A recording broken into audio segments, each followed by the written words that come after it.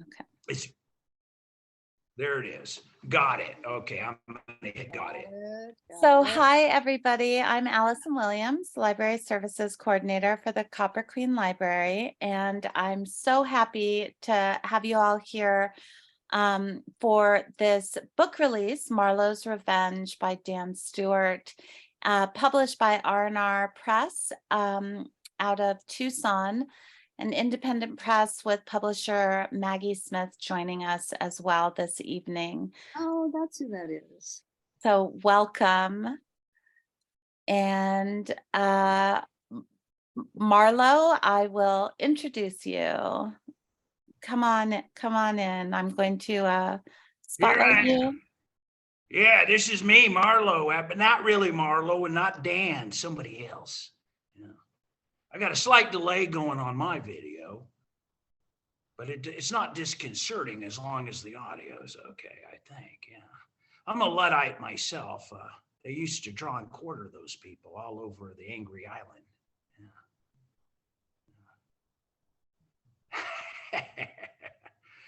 Should I continue? Yes, please. We're ready to go. All right. Well, I got this new book out, Marlowe's Revenge. It's the last of a trilogy. And I'm really happy that I finished something I started. That's not always the case. And I'm going to start with a song that I wrote down in Oaxaca. Oaxaca is where I went and I started this trilogy. My brain had broke. I'd left New York City and I went to Oaxaca, and I had a Russian psychiatrist back in New York, and he said that I was in the middle of a severe depressive episode. And I said, could you explain what that is to me? And he gave me a description, and I said, oh, you mean a nervous breakdown? I'm having a nervous breakdown. Well, I went down to Oaxaca, and then, little by little, just sort of, enjoying life again. The little things are important, and try not to make it worse. Don't make it worse, whatever you do when you're having a hard time. And there's a song I wrote down there, and I like it a lot.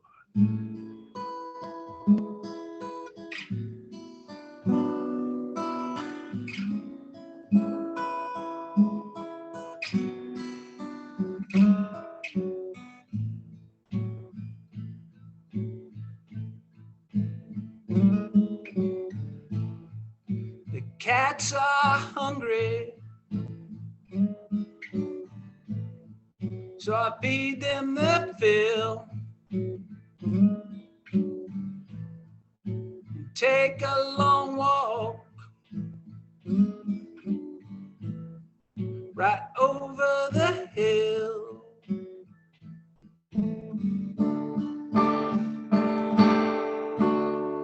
It's my last blue day.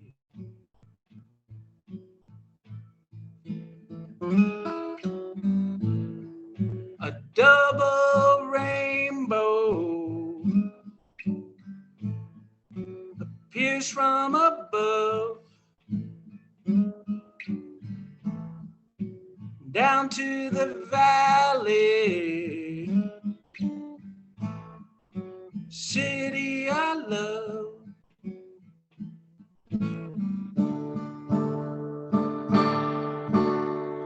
It's my last blue day.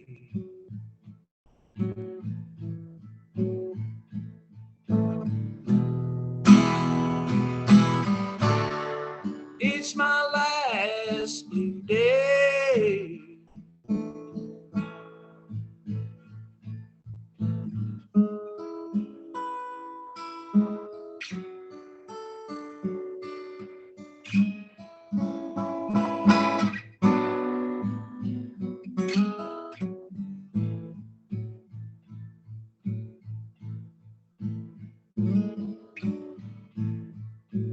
Darkness greets me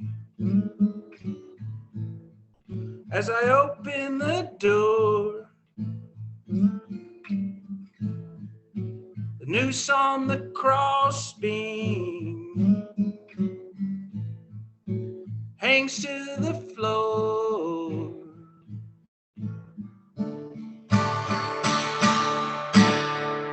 It's my last blue day.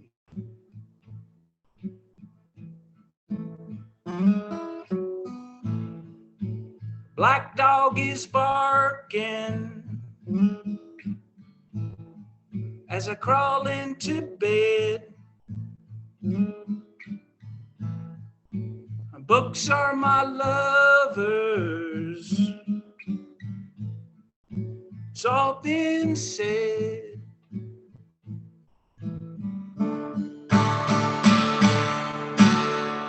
It's my last blue day.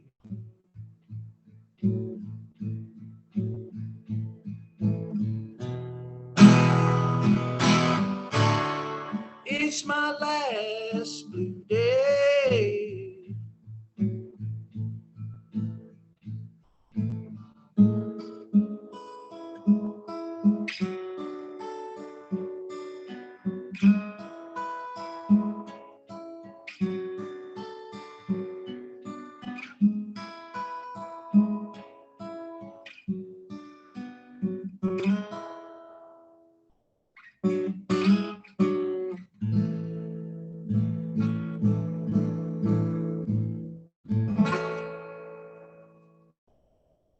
All right, that sounded a little pretty. Now, sounded pretty to me. I'm hoping it sounded good there out there in the interweb.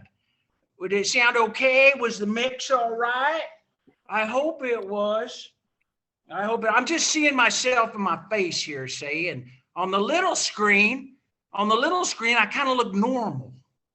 But on the bigger screen, there's like a delay, like I'm going through a time warp.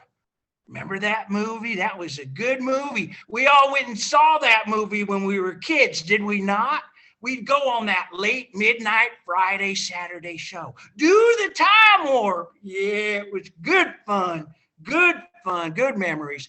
Now, nostalgia is a funny thing, no? Nostalgia and your old hometown brings up feelings of melancholy, does it not? Yes, it does. And this book of mine, there'll be a little spittle there. I hope it didn't get on my keyboard there. But this book's got a lot of melancholy in it, a lot of sort of when you go back to your hometown and you've been away for a while, brings up strange feelings in you. Yeah, it brings up all sorts of weirdness, I guess, is the thing. And Marlowe, in this book, it's me back in the 90s, me, some sort of me. Like this is me, but it's not me, you understand? And Marlowe's me, but it ain't me. And Dan really, I mean, we all have these masks that we wear depending on where we are, right? So I'm going to read you the first chapter. I am right now. And not that the introduction isn't excellent. It's excellent. I like writing introductions. And I like writing epilogues. It's everything in between that's difficult, yes. So this is chapter 1 of Marlowe's Revenge. First one out is the sun rose, with only an ancient foursome behind. Marlowe felt like an Apache scout blazing a trail. He'd been clean only a few weeks, but with every round, his game was getting better. Playing almost every day, his latest and final publishing advance covered the green fees, still less than half of what he'd been spending on heroin back in Spain. The goal was to get under a 5 handicap. Scratch was impossible for a popcorn hitter like him. Golf was a good substitute for dope. Ritualistic, decent exercise, and left him with a post-round feeling of calm that allowed for a few precious hours of sleep at night. Making the turn at Fred Inky, a difficult desert course, Marlowe's drive drifted into the right hard pan after an unlucky bounce off a sprinkler head. Finding his ball beside a jumping cholla, he squinted down to make sure it was indeed a Titleist 3, always marked with a small M in red ink. Trying to pick it clean, he caught it thin, but got some roll, leaving maybe 130 yards to a back right pin. Where coming up short, he clubbed down to an 8, but hit it sweet and flew the green into a back bunker he couldn't see, but knew was there. Oh, well, that's golf. Marlowe walked up to the green and froze to admire a Gila monster warming itself in the sun. Only the 30 he'd ever seen, its beaded orange and black hide shimmered in the morning light. Strange, he thought. They usually appear only during monsoons, which had come and gone. Entranced, Marlowe felt grateful to be out of Madrid, off dope, and in the presence of such desert royalty. The only problem was La Española, who refused to speak to him. He wondered what she was doing at this very moment back in Spain, her admirers and sycophants lined up and ready for La Marcha from midnight to dawn, hitting bar after bar, winding up who knows where. Not good, people. Looking back at the tee, the geezers still hadn't made the turn. Probably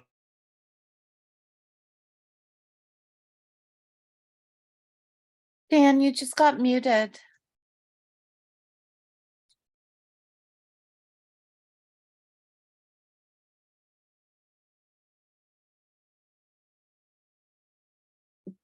Tucson business attire, khaki slacks, blue Levi shirt, boat shoes, no socks.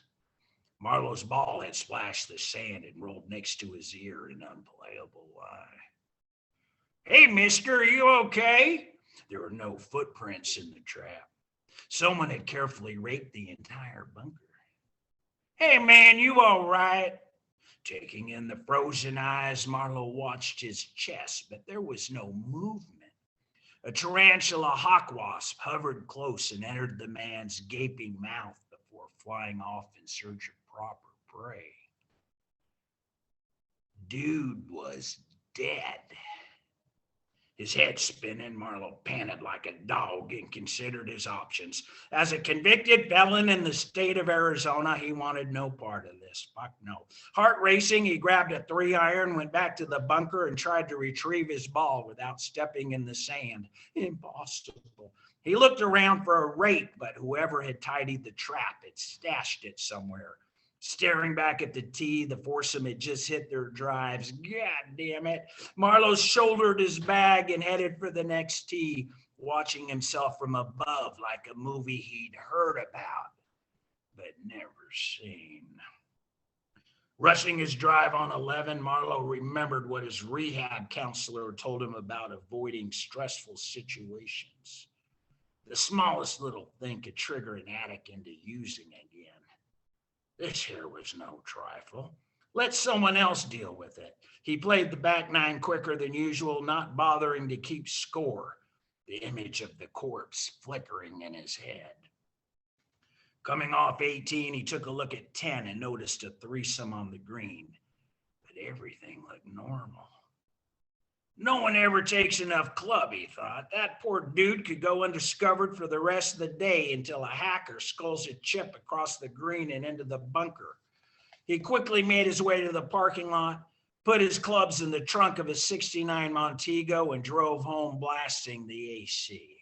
It was only at a red light at Colburn Broadway when he reached to change the station that he noticed his hand was shaking. Opening the door to retch, he upchucked a few drops of rancid water and bits of a granola bar he'd eaten for breakfast. A scuzzy biker in the next lane leered, then roared off, leaving Marlowe to choke on his exhaust. Fuck Tucson. No one gives a shit about nothing. There's chapter 1 for you. Marlowe's had a bit of bad luck, see?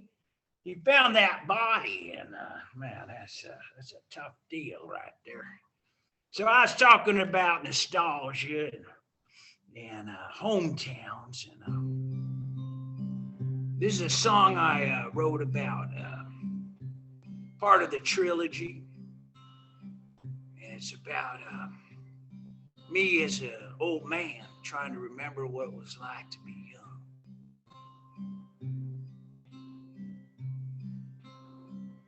1981. I was 20 years old. And I was living in LA with my love. Must have been around 5 when I heard the news. William Holden died. Picked up some beer, skateboarded home. I was feeling a sadness in my bones. Something about the way him dying like he did, drunk and all alone. On the day William Holden died, the day William Holden died, I wish I still could feel the way I did back then. On the day William Holden died, the day William Holden died. No one really knows what happened that night. After calling Stephanie on the phone, an empty bottle in the trash, back up in the fridge, won't slip in there you go. Took about a week for the neighbors to complain. Steph is out of town, don't you know? Landlord cracked the door to reveal a gruesome sight. Bill's corpse in the TV glow. On the day William Holden died, the day William Holden died, I wish I still could feel the way I did back then. On the day William Holden died, the day William Holden died.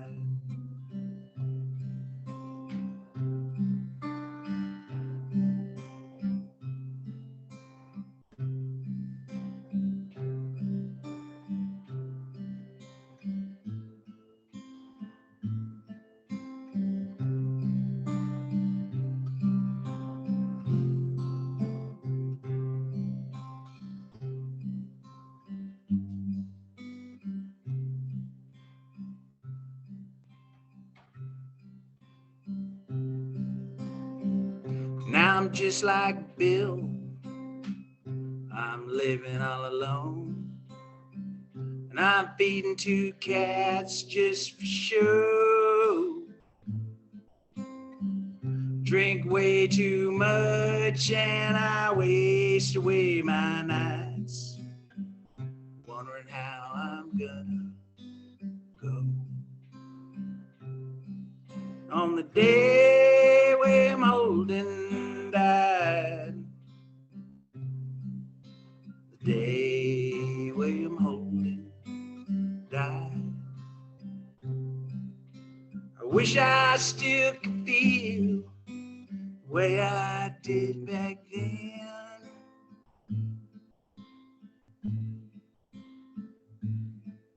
On the day William Holden died, the day William Holden died.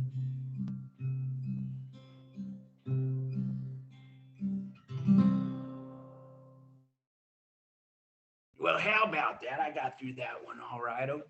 You know, Mr. Buggles isn't here. He's outside. with the neighbors. He's got a neighbor dogs over there he's interested in. I wonder what his opinion would be about that. Sometimes he doesn't like it when I play music, and other times he's fine with it. He's a pretty good critic that way. Anyway, let's get back to this book of mine. And well, I'm going to read you chapter 2 because I'm not gonna mess around with this deal and go back and forth and try to find the perfect little passage for you. That way madness lies. I think Shakespeare line. I think Bard said that, and I'm pretty sure that was his line. And maybe from Richard III or something. Is that a play? I'm not really book learned, to be honest. I'm kind of self-taught. I'm a dilettante, is what I am. I never felt comfortable in music and this literary thing. Boy, I'm a piker. I'm just a piker. I had a friend of mine tell me, though, he said, you never notice that a good writer, the first couple chapters of a book is the author teaching the reader how to read the rest of the novel. And I said, friend, that's brilliant. I said, you just saved me thousands of dollars I might have spent in some godforsaken MFA program. I was so thankful. So anyway, I'm going to read chapter 2 here, and I introduce this character, Detective Chavez. And Chavez, oddly enough, or not so oddly enough, also plays golf. You might think that that's this is not the one I should be reading at. Here's the one. But actually, Southside Tucson and the West Side, the more Mexican-American Chicano side of town, El Rio is a very popular golf course. And for years, I forget the gentleman's name, there was a golf pro there that was a big part of the community. Oh, there's Mr. Buggles. Let me let him in real quick. Hold on one sec, folks. This will only take a sec. Let me let the dog in. Come on, Mr. Buggles. I'm sorry. Come on in. Come on. Come on, don't just lolly. Yeah, he's a funny dog. See, that dang dog of mine, he's stubborn. He's stubborn. He wanted to come in. I nearly fell just now. That damn dog just wanted to come in. And then I opened the door for him, and because he knows something strange is going on here, he knows something ain't right. See, it's not normal tonight because I'm doing this. And he went off again now. Yeah, so I got up for nothing. Dang dog, Mr. Buggles. Okay, chapter 2. The body had been in the blazing sun for at least a day. Detective Chavez could smell him from the green above the bunker. The player who found him had probably scolded Chip, the ball skidding across the green and into the trap. Chavez chuckled, playing it out in his mind. Short game is everything. If you can't chip and putt, why bother?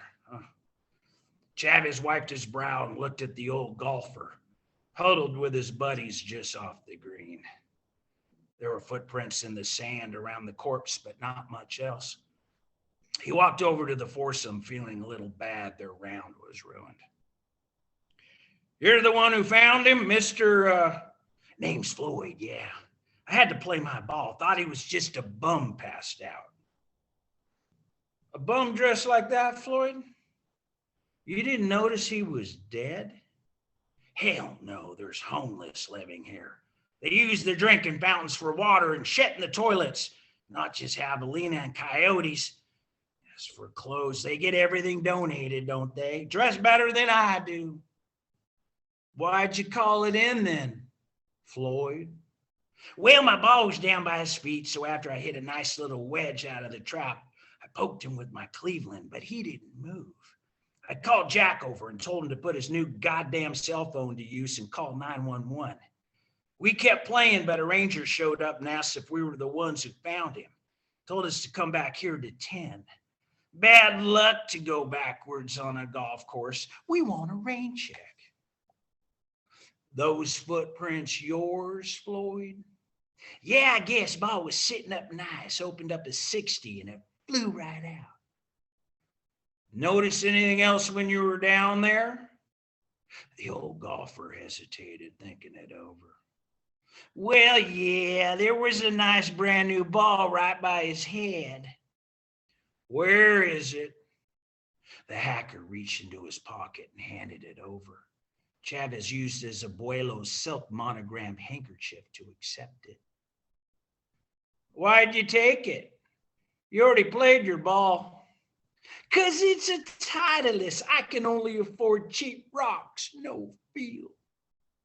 How'd your ball get into that back bunker anyway, Floyd? I scolded Chip, tight lie. Should have used a Texas wedge, but I never learned. Chavez sighed. This was a weird one, and weird ones meant trouble. Victim's driver's license was in his wallet, along with a few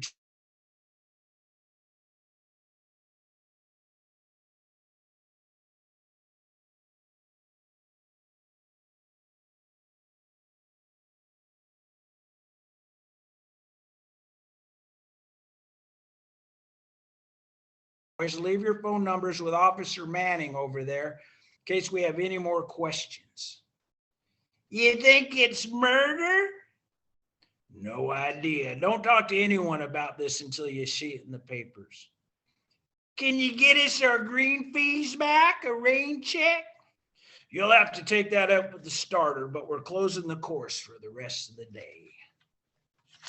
Keeping it in his panuelo, Chavez examined the ball. Titleist 3, marked with a small M written with a red Sharpie. He looked around to see if it could have been an errant shot from another hole, but the 11th tee was adjacent left, going off at 90 degrees. A calling card from the killer? Chavez laughed. He'd been watching too much TV. Thing about police work is each case has its own rhythm, like a golf swing. You can't force it. He wished he could tell Carmen about it, but they were estranged, maybe this time for good. They'd met at Pueblo High, driving up A Mountain together after class to dream and smooch. He didn't blame her. Being involved with a cop was for saints only, and she was anything but. A bilingual kindergarten teacher and community activist, she hid him from her friends like he was a leper or something. Maybe he was, in a sense, losing pieces of his soul bit by bit. It was easier to just go it alone, accept the job for what it was. What did Abuela used to say? Ojos que no ven, corazón que no siente. What the eyes don't see, the heart doesn't feel. So there we go. I've set it up for you there, haven't I? We all know anybody that knows anything about crime fiction or novels in general, that these two characters are gonna, well, they're gonna tangle, aren't they? They're gonna have an adventure, and whether they're gonna go at it as enemies or friends or somewhere between it. But obviously, Marlowe's in a bad situation here, and he's going to have to rely on Detective Chavez to do the right thing. Yeah. So I got a song I want to play. I'm going to end this no more literary part of the evening's over, and I'm just going to play one more song here, and it's about it's a song written by Mr. Tom Heyman, a good friend of mine in San Francisco. And I've kind of made this song mine. Sorry, Tom, but it's my song now. And it's about trying to navigate this world of ours. It's not easy.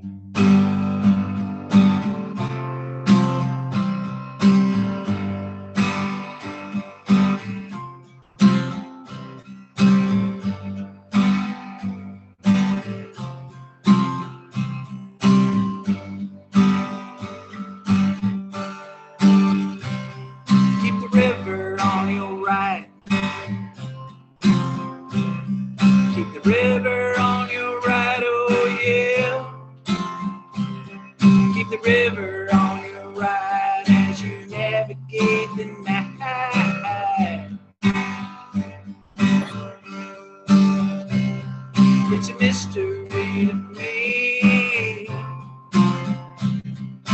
Mystery to me, oh yeah. Mystery to me, we treat our love so carelessly.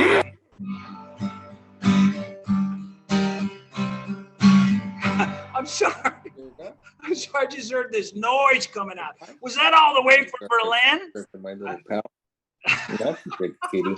Who is that? Who is that? You just interrupted my masterpiece. Somebody did.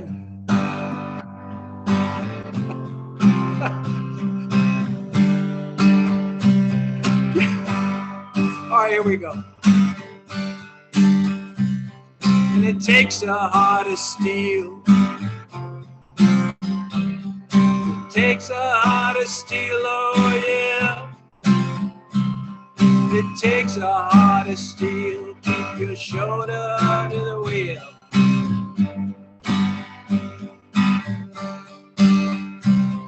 And you wear it on your sleeve. You wear it on your sleeve, oh yeah. You wear it on your sleeve. Enough to make a man believe.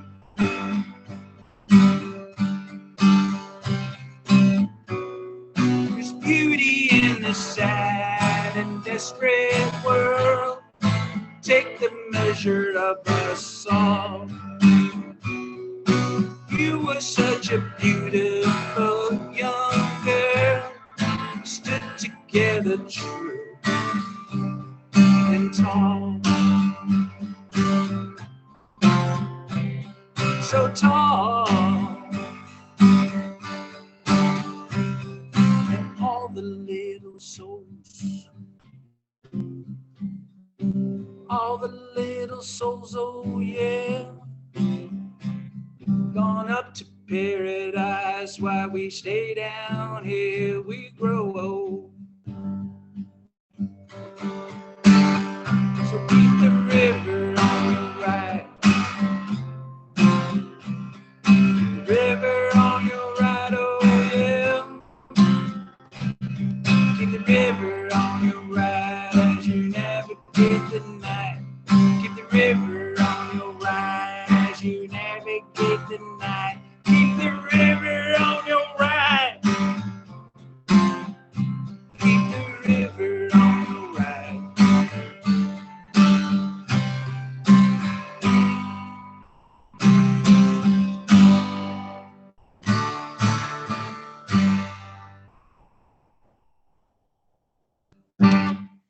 All right, well, we had a little hiccup there. We had some sort of interloper came in with his mic on. And I believe that's bad form in Zoom land. I don't know. But Allison, I'm ready for you if you want to have any questions for me, or as anybody else does, if there's anybody there. I don't know who's there. We're here. Wow. I love multimedia combination of the arts of your musicianship and then the writing, which is fantastic. And for those of you who might not realize, Dan/Marlowe, the frontman of Green on Red, a very cool band, and Allegedly. a legend for sure. And No, I so, said allegedly. Allegedly. Cool. I'm never seen saying it was a a legend. legend. And yes, I would love to take questions from people, but my first question is actually really about the trilogy, about Marlowe's Revenge being the third in a series, and also about the albums. If you could just talk a little bit about that conjunction. Well, I just had this idea. See, I was my brain was busted, and I was down there in Oaxaca, and I hadn't made any music for a long time. You know, I kind of left the music business in the 90s, or the money ran out. You know, as long as they were giving me money to make records and write songs, I kept doing it. But that dried up, and I didn't want to impose myself on the world. I thought it was better to go away and, as Jim Dickinson used to say, go climb a mountain and talk to the elephant, and come back with maybe something to say. So when my life imploded around 2010, my brain broke, and I didn't know what to do. I didn't know how to do anything else except for make a record. So I started it with that, and I made this record, The Deliverance of Marlowe Billings, and then I wrote a sort of what I call a false memoir, or the French have a term for it, but I can write the term, but I can't really say it. I'm a roman à clef, something like that. CLEF, I think, is that last word. And it's basically a memoir where you just change the names, right? You just fictionalize the names, and that's what I did, and it was okay. It was a slim little dagger of a book. And it got some nice reviews that I was grateful for. That kept me going, and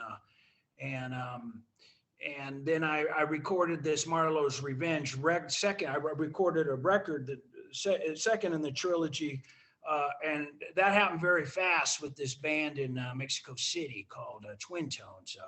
You cumbia fans might know them as Sonido Gallo Negro, a very big cumbia band. Also, there's two. Like I was saying, everybody has these masks they wear, and so they have different aspects of what they do. And the rock band is Twin Tones, and so I like that record a lot. I did with them. They were kind enough to let this old gringo hang out with them, and but I didn't have a book to go with it. I just let the record come out, and then I jumped to the last record is The Unfortunate Demise of Marlowe Billings. See, Marlowe Billings died in around 2015. He's dead. He died in that novel. And I recorded a record with using some of the Mexico City lads, but produced by Danny Amos from Los Straitjackets, the founder of that great band. And he was living in Mexico City, and he's in Acapulco now. And so he produced. We all know these kids, it's an indie rock scene in Mexico City, and it was great fun. And he did a fab job. And I had a novel to go with that. And I'd been writing it for a long time, a big sprawling, sort of messy, serious book. Graham Greene used to separate his books from the serious to what he called the entertainments. So this second book that chronologically really should have been the last, but I never do things in a straight line. Is not my way. In fact, even when I drive, my friends say he always circles his prey. I never go in a straight line from one place to the next. So there was a book, and there was a record, and enough people liked it, and I came back to Tucson in 2018 because both my parents were at the end, and I wanted to be here, spend some time with them before that happened, and I started writing Marlowe's Revenge because that was the odd man out, right? That was the one record that didn't have a book with it.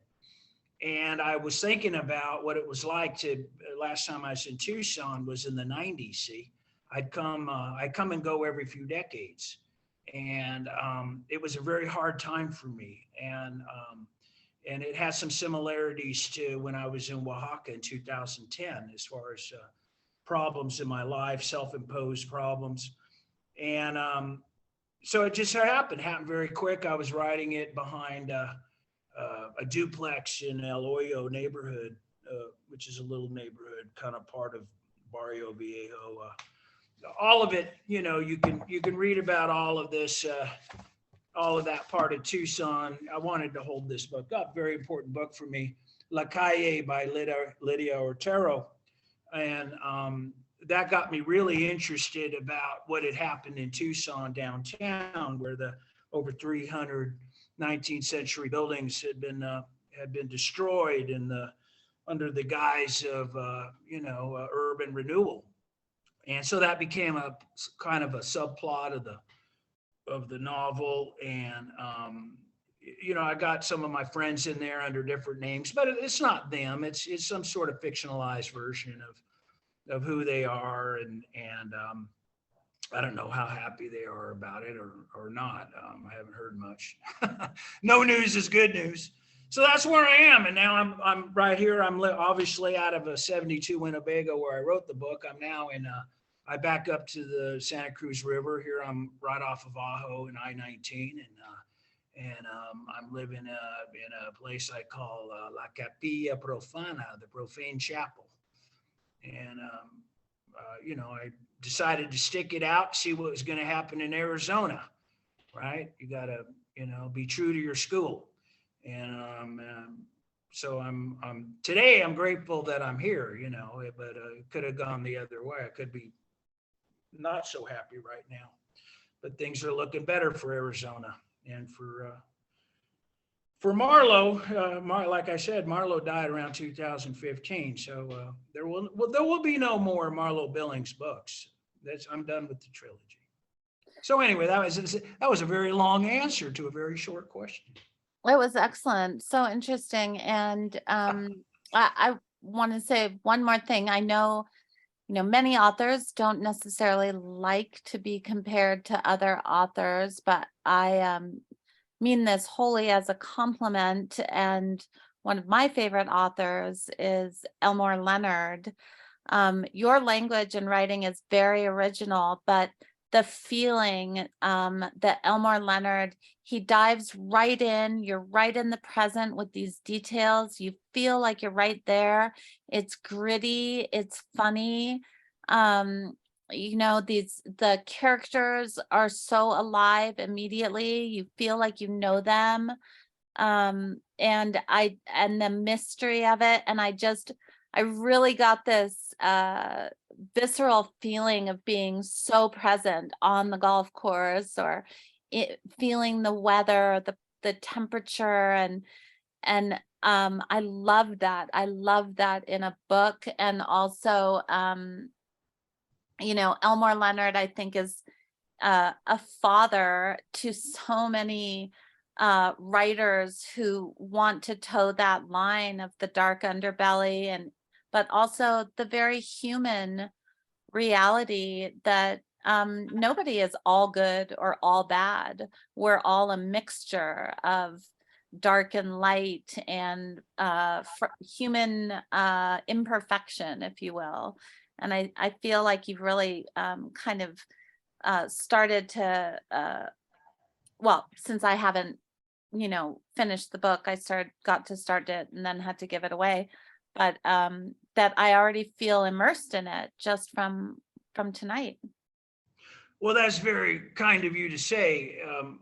You know, Dutch Leonard, Elmore Leonard, master.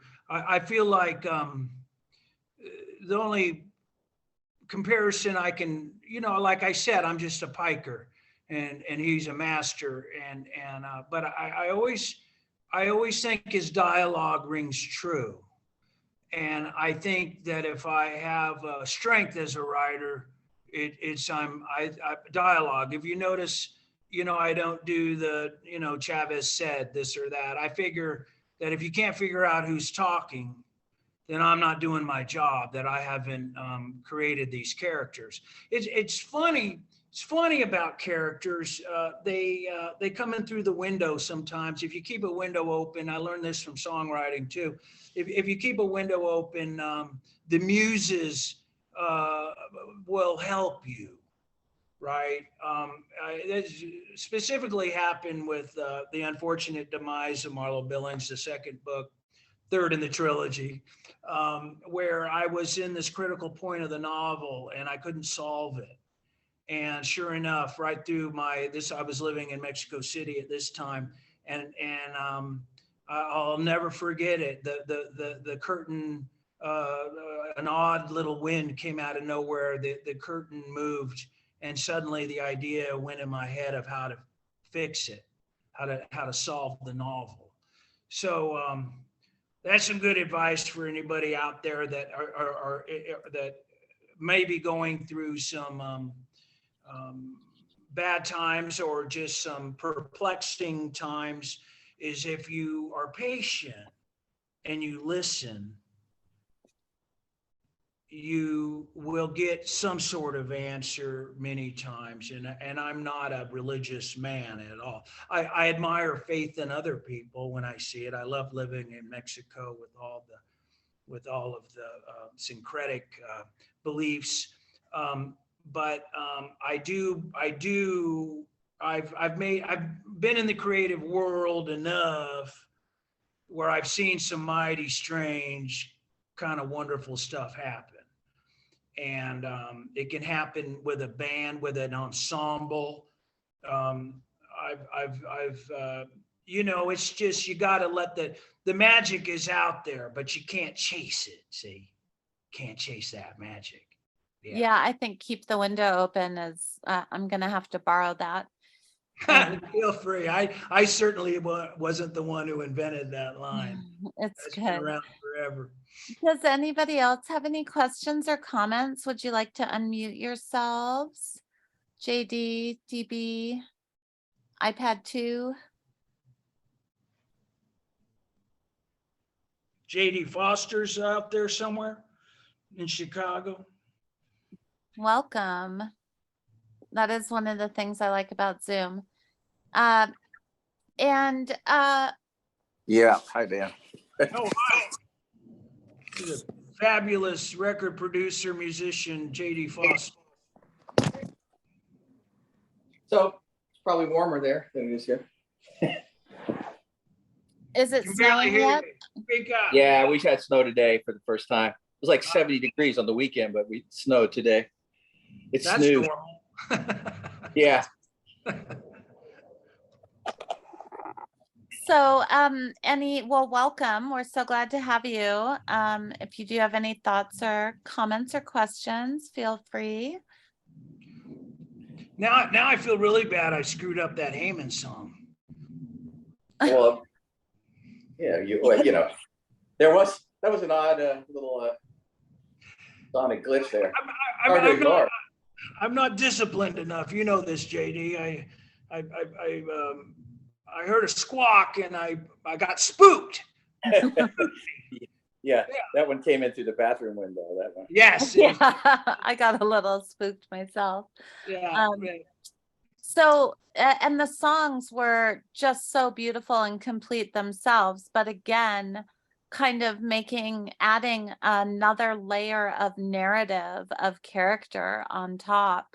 So I really like that marrying of the album and the books. And is the album available? Is there a link on R&R as well? You can just go to marlowebillings.com and try to track stuff down. After a while, stuff just starts percolating, and it's on Amazon or whatever. It's everywhere, and I just try to get my penny when I can, and I always tell people that complain about finding stuff. It's like, go down the rabbit hole. You can find whatever you want. So that's your answer. I mean, I have no idea what is currently. I'm sure anything I've ever done, I'm sure you can find it somewhere or somehow. That's the best answer. I've been around long enough, and so I don't get wrapped up in any of that anymore. Maybe I should, but that's the answer. So I've Sure. posted a link to R&R Press. R&R Press is .com. look at this. Glue Gun, R&R Press, Glue Gun. Yeah, please look at do this. check This is out not R&R Press. Oh, here we go. Look at this. This is something. This is their first book, Poolside at the Dearborn Inn, written by a Michigan poet, Cal Freeman. Unbelievably great stuff. And I want everybody to know that with this R&R Press, that if you buy Marlowe's Revenge or this book by Cal Freeman, you're helping R&R Press just as much, if not more, than me and Cal. I mean, me and Cal are going to be okay, right? we're older guys, you know, we're white privileged males. We've had, you know, things go our way a long time. Okay. But this press is going to be a megaphone for voices that need to be heard that are unlike myself and Mr. Freeman. And that's very important. So it's kind of like politics. You get the culture you deserve. So if you support something like what you're doing here, Allison, with this beautiful program you do for the Copper Queen Library, Bisbee, whatever the exact name is, I apologize. But also if you support R&R Press, you're helping launch something that who knows what it's going to give birth to later. See, I mean, I've had my day in the sun. I don't need another one, right? I mean, this is very nice and sweet doing this, and I'm enjoying going out and promoting the book, but I've had my day. But I think it's very important that we support things that will give the kids a chance, right? And even older people that maybe got denied, right, for one reason or another. So we're entering a very interesting time for the United States, and to make this tent as big as possible, the inclusiveness and to make sure that expression is not just given to the privileged few. I absolutely agree. But today is your day. But of course, having the ability to support small and independent and local presses is just that is the way to keep them alive. Glue Gun is their literary journal. They have 3 issues out already, which in and of itself is a huge achievement. Glue Gun 4 will be out in the late winter, February or so, 2023. But supporting these kinds of literary endeavors is just a really wonderful way. Exactly what you're saying is that you're giving a foundation for future work to be supported and published. So Here. I think we're very lucky to have Maggie and Brian doing this work. Maggie, thank you so much. I don't know if you would like to add any words, but we're just so grateful that you're here and that you are bringing us these high caliber authors. We had Cal Freeman down for a poetry workshop with our youth writers who just, it was phenomenal. The work they all created during this workshop was stunning, really. Thank you so much, Allison. Thank you so much, Dan. We're super humbled and just excited to share everything that we're doing. So thanks to everybody for tuning in, and gosh, we just feel really, really grateful. Thank you. Thank you. And thank you, Dan, for such a wonderful experience of music and character, blurring the lines between fact and fiction.